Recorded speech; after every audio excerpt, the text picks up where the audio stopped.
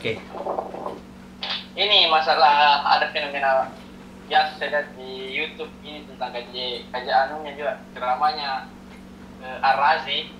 Ya. Itu masalah nama-nama ruh itu seperti apa itu? Karena dia ada yang nama ruh yang diberikan langsung oleh Allah. Itu ada nama ruh yang kita sendiri memilikinya begitu. Kita bagi-bagi ada nama ruh semacam kayak Ar-Rahim begitu yang mungkin bagi kita itu Asmaul Husna, tapi dia menempatkan di ruh begitu. Itu bagaimana sebenarnya? Ya, mungkin dari sisi keilmuannya beliau sudah dapatkan, mungkin saya belum. Hanya saja yang saya pelajari itu yang ada dalam Al-Quran saja. Lebih praktis, lebih sederhana caranya, lebih mudah dipraktikkan, dan yang kita kerjakan itu adalah yang diajarkan oleh nabi-nabi menurut petunjuk Al-Quran. Jadi kalau ada seperti itu, yang penting intinya itu adalah ketika pengetahuan itu bertujuan untuk memperbaiki diri, untuk mengendalikan hawa nafsu yang ada pada diri kita, itu dipastikan benar. Ya, meskipun ada petunjuk terbaik, yang saya katakan petunjuk terbaik itu adalah Al-Quran, bukan lagi penyampaian dari guru-guru, tetapi langsung dari Al-Quran. Dan Al-Quran saya pikir tidak membagi-bagi nama ruh seperti itu. Al-Quran menempatkan manusia itu sama, bahwa manusia terlahir dalam keadaan fitrah, dan fitrah itu yang disebut dengan adin atau Islam.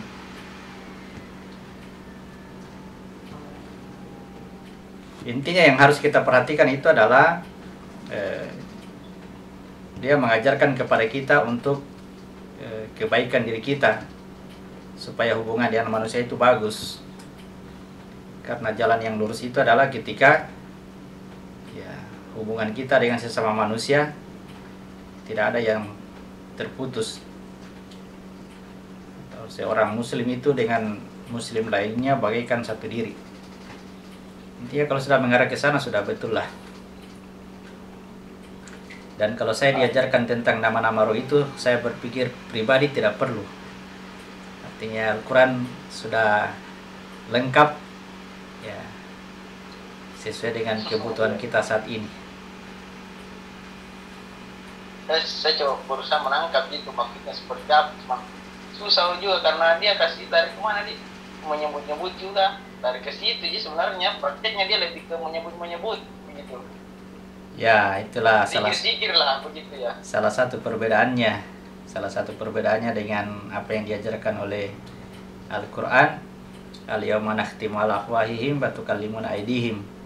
Pada hari ini kami akan tutup mulut mereka. Itu artinya aplikasi sebutan tadi itu tidak akan bermanfaat kalau tidak sampai mengarah kepada perbuatan, praktik tangan. Jadi praktik tangan yang diharapkan itu adalah ketika tangan kita menjalankan asma-asma Allah, menyatakan asma Allah di muka bumi ini. Jadi arahnya bukan lagi sebutan, melainkan praktik perbuatan atau amal lahiriah, perbuatan jasad.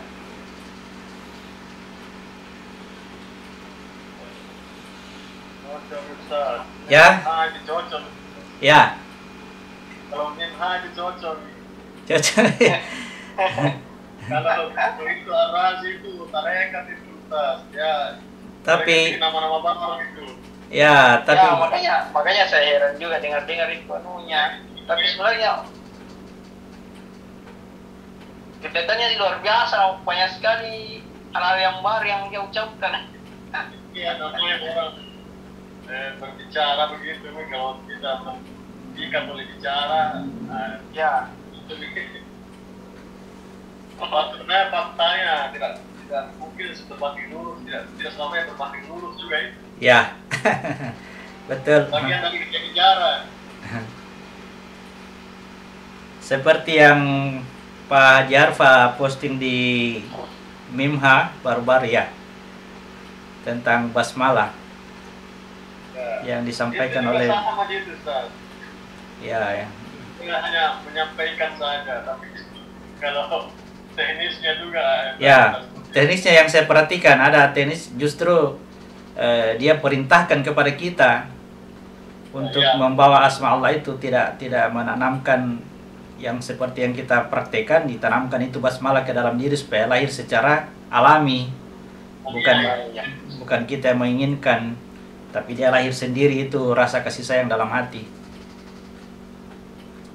Kalau tidak seperti itu ya dipaksakan, kamu harus berkasih sayang, ya kamu harus. Bagaimana caranya supaya muncul itu rasa kasih sayang dalam hati kita? Cocok itu Ustaz. Saya Ya. berapa lama ini kan udah kelihatan itu.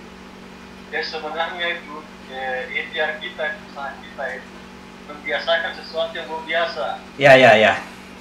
Ketika yang sesuatu yang belum biasa kita biasakan, lama-lama dia akan menjadi karakter. Ya, boleh, boleh.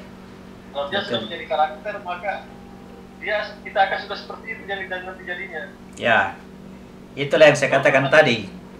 Apapun prakteknya, apapun tekniknya, meskipun katakanlah tidak ada petunjuknya dari Al-Quran maupun hadis Nabi, akan tetapi selama dia mengarahkan supaya diri kita ini mampu mengendalikan hawa nafsu, saya pastikan ilmu seperti itu benar, sampai mendapatkan petunjuk yang terbaik dari Allah. Contoh saja itu marah, Ustaz. Marah itu. Ya, Orang bilang oh, susah, saya bilang bukan susah. Cuman Allah itu belum memberi kita jalan. Kalau kita sudah beri jalan, ada teknis aku itu. ya, ya, ya, betul ya. Selain begini, contoh begitu kita muncul memarah, kita tahan. Muncul marah, kita tahan. Lama-lama dia berubah jadi sifat itu. Ya, ya, Marah itu hilang, muncul sabar. ya, ya. Karena kita selalu lawan. Karakter ya, latihan karakter. Jadi cocok itu, Ustaz. Bismillahirrahmanirrahim, cocok.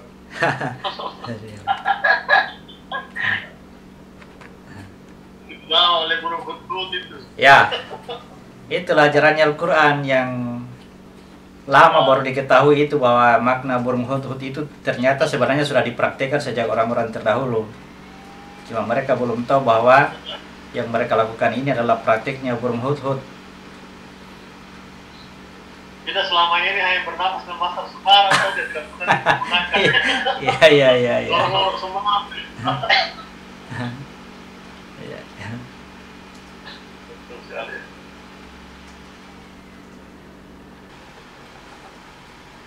Jadi teman-teman, ini saya sengaja buka Zoom seperti ini untuk melayani teman-teman yang punya pertanyaan di sekitar kajian Mimha yang ada di YouTube.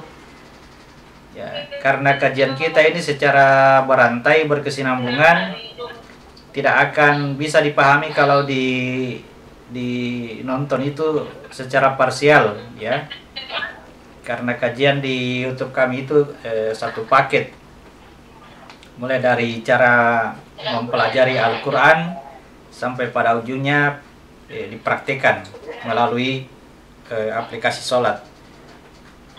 Jadi berkesinambungan. Jadi apa yang kita temukan di dalam itu nanti kalau ada kesulitan dipahami, jadi saya buka Zoom untuk ruang komunikasi. Mudah-mudahan ini bermanfaat ke depannya. Oke, siapa lagi teman-teman? Alhamdulillah Pak Aji dari Malaysia sudah dari Brunei sudah bergabung kembali. Ya, rajin. Ya, Pak, rajin-rajin Pak di nonton itu YouTube-nya.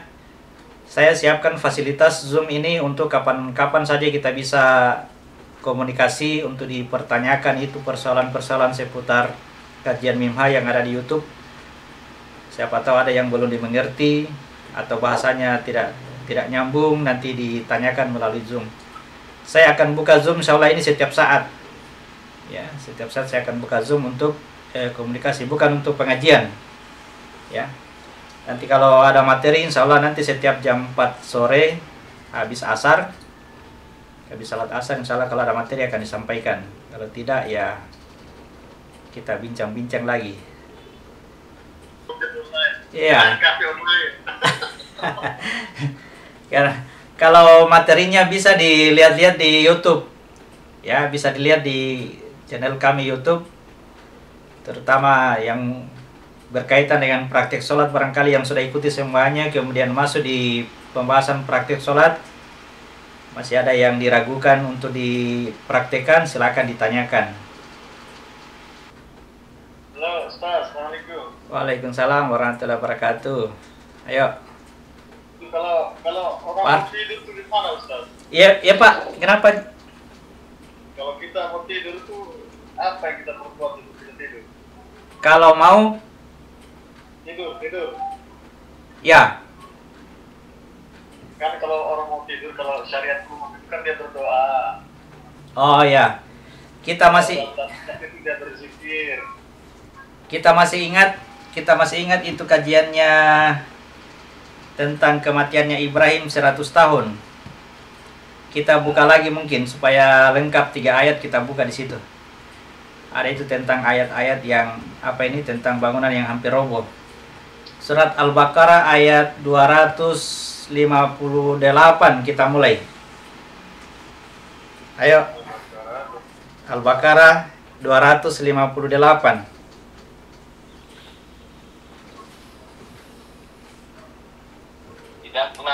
Tidakkah kamu memperhatikan orang yang mendebat Ibrahim mengenai Tuhannya, karena Allah telah memberinya kerajaan kekuasaan. Ya. Ketika Ibrahim berkata, Tuhanku ialah yang menghidupkan dan mematikan. Ya. Dia berkata, aku pun dapat menghidupkan dan mematikan. Ya. Ibrahim berkata, Allah menerbitkan matahari dari timur, maka terbitkanlah ia dari barat. Ya. Maka bingunglah orang yang kafir itu. Allah tidak memberi petunjuk kepada orang-orang yang zalim. Ya. Jadi yang pertama yang sudah pernah kita bahas kemarin bahwa ya Ibrahim Raja Namrud dikasih kemampuan atau kekuatan sebagaimana ketika kita masih dalam kondisi berjasad, ya. Ini kita dikasih kemampuan untuk bisa menentukan apakah tetap tinggal di situ atau melakukan pergerakan. Yaitu bahasanya Allah menerbitkan matahari dari timur, maka wahai Raja Namrud, terbitkanlah matahari itu dari barat. Ya, jadi dia harus bergerak dari sini. Ya. Jadi pergerakan ini adalah merupakan pergerakan kematian. Kata kematian itu sama dengan tidur. Ya.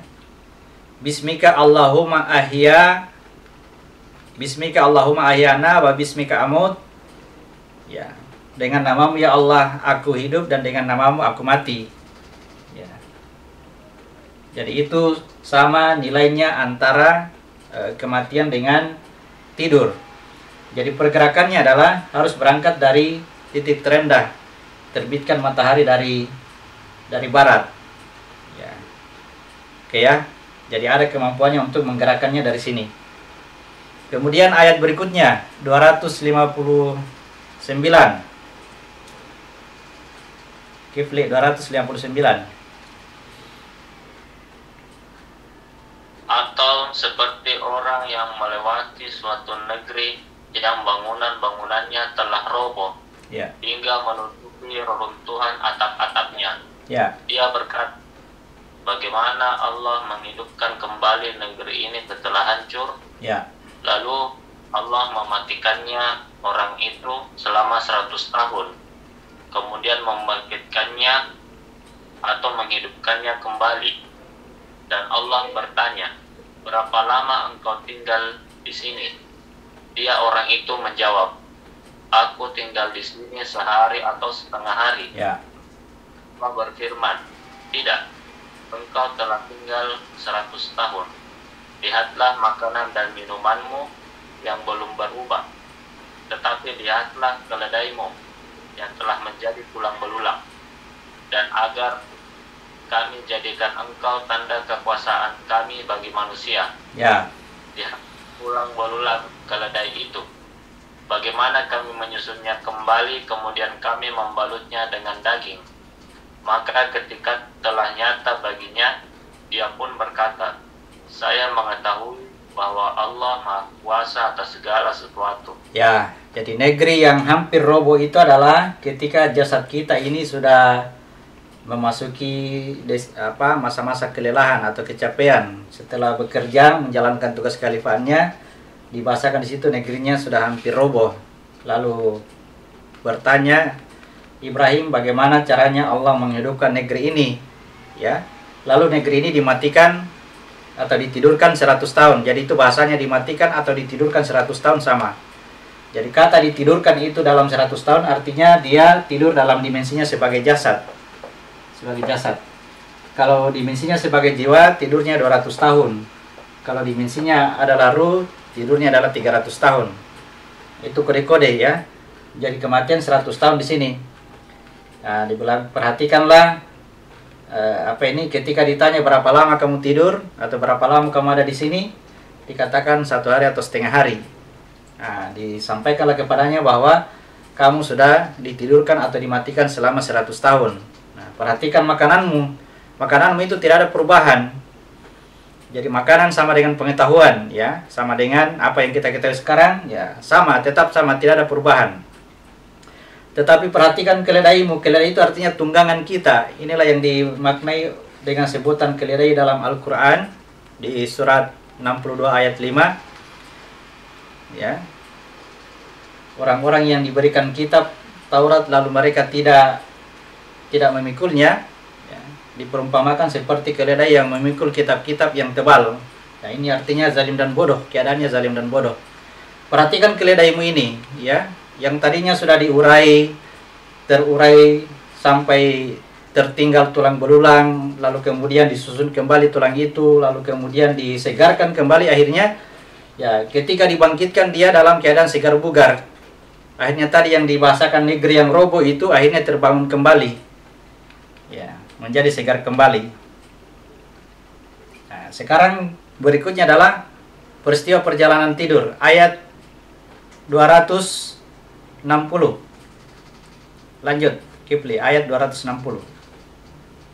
Dan ingatlah ketika Ibrahim berkata, Tuhanku, perlihatkanlah kepadaku bagaimana engkau menghidupkan orang mati. Ya. Allah berfirman, belum percayakah engkau? Ya, Ibrahim menjawab, aku percaya, tetapi agar hatiku tenang, ya Allah berfirman, kalau begitu ambillah 4 ekor burung, lalu cincanglah olehmu, kemudian letakkan di atas masing-masing bukit 1 bagian. Kemudian panggillah mereka, niscaya mereka datang kepadamu dengan segera. Ketahuilah bahwa Allah Maha Perkasa, Maha Bijaksana. Ya, jadi kiasan burung di situ adalah yang di bagian atas ini, ya, ini wilayah burung. Ini bermakna Ibrahim yang jasad yang memotong burung itu, lalu ditempatkan kepada 4 bukit. Jadi pergerakannya pertama adalah di wilayah jiwa, bukit kedua di wilayah ruh, bukit yang ketiga di wilayah rahasia, bukit keempat adalah kembali ke diri yang satu. Nanti sampai ke diri yang satu ini baru kita bisa tertidur, ya. Aku itu tidak ada, aku hilang, ya. Jadi itulah kemudian setelah di sini diberikan rangsangan, akhirnya yang tadi itu yang ke-4 ekor burung tadi akan kembali ke dalam dan berwujud lagi seperti semula. Nah, kiasan burung yang lain adalah pernapasan kita. Jadi sebaiknya dalam latihan tidur kita itu adalah seperti latihannya Raja Namrud menggerakkan matahari dari barat. Nah, ini diikuti oleh pernapasan sampai masuk ke dalam titik kesadaran. Harapannya adalah kita mencapai angka 9 atau angka Ramadan, sehingga ketika kita dalam kondisi dimimpikan pada dimensi jasad atau mati 100 tahun, kita bisa menyadarinya. Atau dimimpikan dalam kondisi jiwa atau kematian 200 tahun, kita bisa menyadari. Yang terbaik adalah dimimpikan dalam kondisi ruh, mimpi 300 tahun ditambah 9, itu sangat diharapkan. Karena disitulah kita akan mengalami spiritual yang sebenarnya. Ruh bertemu dengan ruh, atau bisa dibahasakan juga sebagai malamnya Lailatul Qadar. Jadi pada praktik tidur yang dipertanyakan oleh Pak Haji ini adalah kita menggerakkan ini supaya masuk ke dalam kesadaran kita. Jadi tidurnya orang yang berpengetahuan itu sangat bermanfaat. Ya. Sama dengan praktik sholat. Praktik sholat mengangkat ini sampai ke tempat kesadaran. Tapi kalau sholatnya orang yang tidak berpengetahuan itu ya lebih baik tidurnya orang yang berpengetahuan daripada sholatnya orang yang tidak berpengetahuan. Nah, apa yang kita pelajari selama ini dari guru-guru yang lain lah katakan seperti itu, ya, yang apapun yang diajarkan tentang zikir atau sebutan-sebutan, intinya adalah bagaimana caranya supaya ya ketiadaan kita itu berakhir dengan berada pada posisi kesadaran yang tinggi, ya. Artinya 4 ekor burung tadi harus sampai kepada diri yang satu dalam keadaan kita sadar, sehingga ketika diberikan mimpi oleh Allah, ya, kita menyadarinya berada di dalam mimpi itu.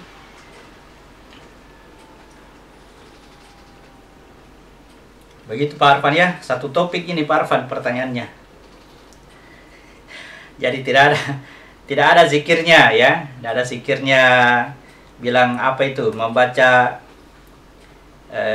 sebelum tidur itu kamu harus berwudu, lalu kemudian bersedekah kepada fakir miskin, lalu kemudian harus ada hajinya, begitu ya Pak Arfan ya. Itu sama ya. Jadi perlakuan sebelum tidur tadi sama sebenarnya, kita menggerakkan titik terendah ini untuk masuk kepada titik kesadaran tertinggi. Ada yang kita jadi melakukan perjalanan begitu Ustaz, sama dengan ketika sebelum tidur itu. Ya, seharusnya pada saat kita tersadar seperti ini, kita kerjakan praktik sholatnya. Praktik sholatnya jalan, sehingga ketika tidur, itu dia akan berjalan dengan sendirinya. Kita tidak melakukannya. Ya, kita hanya melakukannya sejenak saja. Habis itu kita menunggu saat-saat di mana burung itu sudah sampai kepada diri yang satu, itu kita tidak ada. Ya. Harapannya adalah ketika kita sampai ke sana, sholat kita ada, kesadaran kita ada, sehingga apabila terjadi peristiwa mimpi kita bisa menyadarinya. Dan itu sangat jarang ketika kita sadar di dalam mimpi. Di sholat itu Ustaz ya? Kita praktiknya lewat sholat, karena ini tadi adalah anugerah dari Allah, pemberian dari Allah. Pada saat kita tidur itu kita tidak punya daya sama sekali. Jadi peristiwa apa yang ada dalam tidur kita itu sangat ditentukan oleh praktik sholat yang kita kerja pada saat kita sadar sekarang. Makanya dilatih supaya napas itu dihabiskan di saat keluar. Karena kalau habis di saat keluar, napas berhenti di sini dan kita berada di atas, pada saat tidur ini akan mengalami mimpi baik. Tapi kalau napas ditahan ke dalam ini, dikancing di leher kemudian ditahan ke dalam, ini akan menghasilkan mimpi buruk. Jadi ini jadi apa yang terjadi dalam tidur kita ke depannya itu adalah sangat dipengaruhi oleh praktik sholat selama kita dalam keadaan sadar seperti ini. Itulah pelajaran sebelum tidur, yang bahasa hadisnya saya lupa. Mungkin teman-teman ada yang ingat apa-apa yang harus kita lakukan sebelum tidur: berwudu, baca Al-Quran, bersedekah, naik haji, dan sebagainya. Oke ya, Pak Arfan.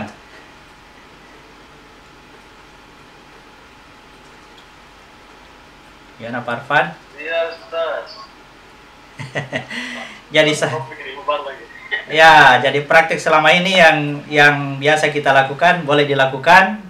Seumpamanya tadi ada baca-baca yang kita pakai, baca-baca itu kita praktikkan dengan ya seperti yang saya pernah sampaikan, itu sama dengan pelaksanaannya sama dengan praktik sholat. Jadi sebelum dibaca itu baca-baca yang kita pakai, ditarik dulu napas, tarik napas, kemudian tutup ini lubang. Sesudah menutup lubang baru kita baca apa yang kita baca. Jangan biarkan napas berulang hanya untuk menghabiskan bacaan. Ya, lebih bagus bacaannya tidak habis, yang penting napasnya berjalan terus naik ke atas, lalu menelan sampai ke sini, kemudian katup telinga tertutup, lalu mata tertutup, akhirnya kita masuk ke atas. Sesudah itu serahkan seluruhnya kepada Allah. biarkan dia berjalan secara makronya dari perjalanan burung dari bukit pertama, bukit kedua, bukit ketiga sampai bukit keempat. Itu sudah kembali ke diri yang satu dan aku itu tidak ada, alias tertidur. Kalau tertidur di situ ya urusannya Allah, mau ditidurkan dalam berapa lama ya terserah. Kalau tidur 100 tahun ya itu tidurnya jasad. Tidurnya jasad itu ya makanan tetap seperti biasa. Makanan yang kita simpan seperti biasa. Inilah Ustaz, ada di baca-bacaku. Simpan lagi aja. Kita, ya kita jangan pakai. Kalau tidur saja. Tapi kalau ini ya, ini bagus deh. Artinya ditambah saja. Ya, dilanjutkan pengetahuannya saja, jangan di apa yang kita pakai selama ini sudah bagus ya, tinggal dilanjutkan saja. Kita harapannya adalah sampai ke ini, ke kesadaran ini yang kita harapkan. Yang kita kerja sekarang itu Ramadan. Harus kita dapatkan itu Ramadan. Iya. Oke. Ayo teman-teman, kita buka waktu sampai jam 11. Jam 11 waktu Indonesia Tengah. Ya. Jadi ketika kita tidur itu, aku itu kembali kepada diri yang satu ya. So, Kalau aku tidak kembali ke diri yang satu itu kita tidak bisa tidur. Disitulah rumusnya, rumus bagaimana kalau kita nanti di akhirat nanti kembali kepada diri yang satu, sebagaimana penciptaan awal. Ketika kita berada pada diri yang satu, aku itu tidak ada. Seandainya tetap dalam kondisi di akhirat nanti kita tetap berada pada diri yang satu, maka tidak ada persoalan, aman-aman saja. Yang menjadi masalah adalah Allah ingatkan bahwa akan ada hari kebangkitan. Ya, hari kebangkitan ini sangat ditentukan oleh jasad pengganti kita. Kalau kita dibangkitkan dengan jasad yang sangat sempurna, nah itulah yang disebut dengan 72 bidadari. Tetapi kalau dibangkitkan dengan jasad yang cacat, apalagi yang kelihatannya seperti sudah dicambuk atau dirajam, berarti kita selama di dunia tinggal pada jasad ini dikiaskan sebagai wanita pezina. Isinya itu adalah laki-laki pezina, jasadnya adalah wanita pezina. Itu kita akan dibangkitkan dalam keadaan jasad yang rusak. Jadi kembali ke diri yang satu, aku tidak ada. Dan itu adalah sebuah pelajaran. Selama kita kembali ke diri yang satu, maka waktu itu menjadi hilang. Tidak ada lagi hitungan waktu. Ya. Biar ditidurkan selama 1000 tahun, begitu dibangkitkan, kata 1000 tahun tadi tidak ada nilainya. Kenapa? Karena aku tidak ada. Ya, bisa dipahami ya? Assalamualaikum Ustaz. Pak Amir, boleh. Waalaikumsalam warahmatullahi wabarakatuh. Iya, berkaitan dengan tidur ini Pak Ustaz. Ya, Jadi pernah saya dengar itu kan kalau sebelum tidur itu kan disarankan untuk membaca surah Al-Mulk itu Pak Ustaz ya. ya, Nah, kalau saya baca, ya, lihat ini surah Al-Mulk ini di ayat 3 ini kan perhatikan itu kaitannya di bagian mana itu? Alladzi khalaqal mauta wal hayata liyabluwakum ayyukum ahsanu amala, ya kan? Kemudian ya, itu kalau kita spiritualnya terjadi, ini penampakan pertama itu di situ di ayat awalnya dikatakan 7 lapis langit. Perhatikan penciptaan langit ya. Jadi kalau kata penciptaan langit berarti ini wilayah jiwa ini. Wilayah jiwa di sini. Ini 7 lapis langit. Kalau yang jasad ini 7 lapis bumi. Jadi ini akan dinampakkan, ini akan kelihatan seperti ya langkah-langkah awalnya itu cacat dulu. Selama dia cacat ya itu kekuatan Imam Mahdi dibutuhkan. Makanya diperintahkan, ada perintah dalam hati, dia bilang perhatikan. Ya, dalam diri kita ada perintah perhatikan sekali lagi, niscaya penglihatanmu itu akan kembali kepada dirimu sendiri tanpa cacat. Nah, itu baru sempurna. Artinya yang asli itu adalah diri kita sendiri. Jadi ini bukan hanya peristiwa di dalam tidur, ya, bukan hanya peristiwa dalam tidur, peristiwa secara lahiriah pun boleh, bisa. dalam keadaan orang ya tidak dipandang juga secara nyata seperti ini, ya, tetapi ada ya saya sebut sebagai spiritual, ya, terjadi spiritual meskipun dalam kondisi sedang duduk di kursi, ya, tiba-tiba diperjalankan dan melihat ini. Nah, itu ada Imam Mahdi yang ikut bicara di situ. Ini sebaiknya kita dapatkan sebelum kematian, karena pada kematiannya ini yang dikiaskan dengan Dajjal. Dajjal itu kondisi diri kita yang masih dalam keadaan cacat oleh karena berbagai kepalsuan yang kita ikuti. Akhirnya jiwa itu cacat. Itu dibahasakan dia bermata satu. Nah, kekuatan Imam Mahdi yang dibutuhkan. Imam Mahdi itu kemampuan kita memahami Al-Quran. Semakin sering kita mempelajari Al-Quran, Imam Mahdi semakin kuat untuk bisa melawan kepalsuannya Dajjal. Sampai datang ruh atau datang Isa. Begitu Isa datang, itu Dajjal hilang. Dibahasakan Isa datang membunuh Dajjal. Nah, itu ya. Tidak mesti terjadi perkelahian dia. Yang berkelahi itu antara Dajjal dengan aku, ya. Dengan Imam Mahdi, dengan diriku. Perhatikan sekali lagi itu bahasa Dajjal dengan Imam Mahdi.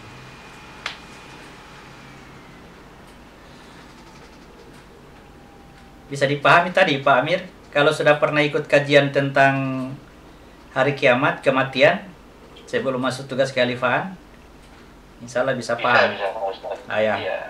Cuma tadi bahas masalah tidur, apakah juga di situ? Karena memang di hadis itu kan ada salah satu hadis itu menyarankan untuk dibaca sebelum tidur ini, gitu kan? Ya, jadi makanya saya lihat isinya kok seperti ini, jadi ada kaitannya gitu, Mas.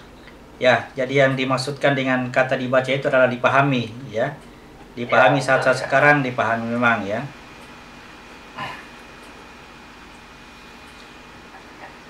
Makasih, Pak Ustaz. Ya, sama-sama Pak. Saya lihat dulu chatting, ada chatting masuk dari Pak Aje. Dari Pak Aje ya?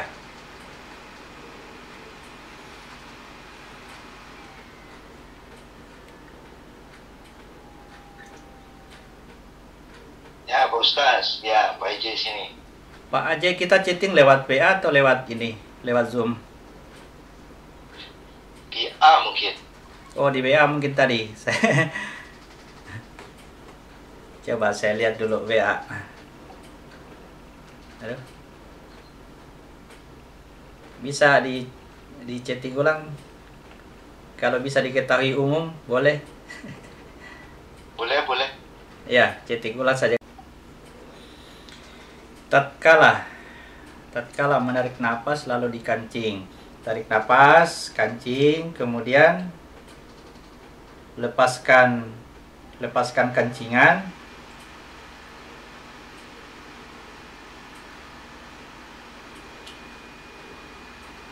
Adakah ayat tertentu atau zikir yang tertentu untuk menjalankan napas atau tidak diharuskan?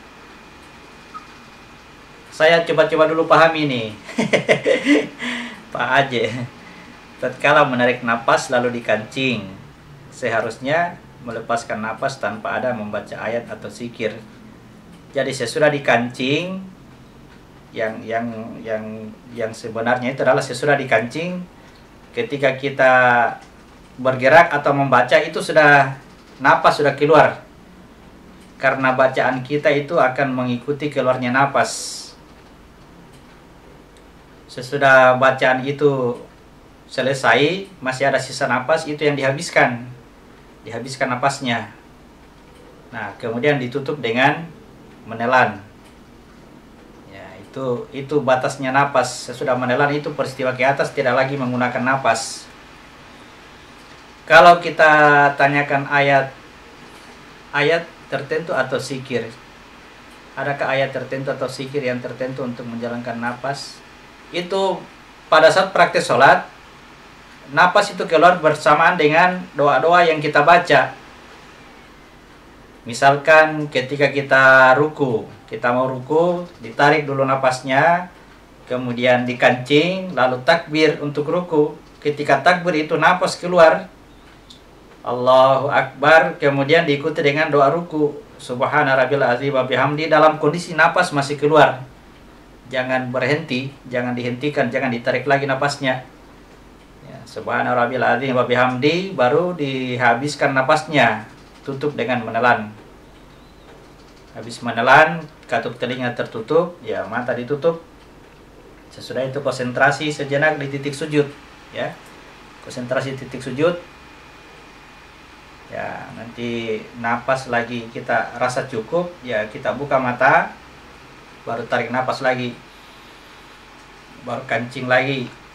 Baru ucapkan lagi ya takbir sambil membaca doa. Ya. Jadi yang mengikuti napas itu adalah bacaan-bacaan yang ada di dalam salat itu sendiri. Artinya bacaan-bacaan itu dilakukan setelah kita mengancing. Ya, tarik napas, mengancing, takbir, baru baca doanya dalam kondisi napas sedang berjalan.